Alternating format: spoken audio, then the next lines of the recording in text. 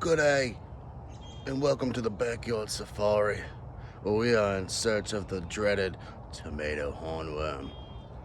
If you look closely, you could even see his turds, leaving a trail of destruction.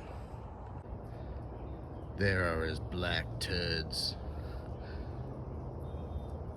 leaving destruction behind, eating all the green vegetation. If we follow our clues, we can find the dreaded tomato hornworm. He camouflages himself between the green vegetation of the tomato plant. Can you see him?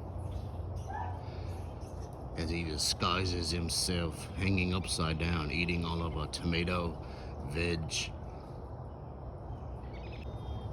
He's a nasty little thing, but we're gonna take care of that. Look at this thing. This little bugger, if left to his own devices, would eat the whole plant. Let's feed him to the chickens. Goodbye, tomato hornworm.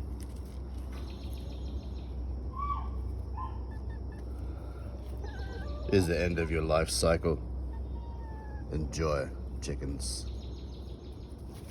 Until next time, maybe we'll find the almighty slug.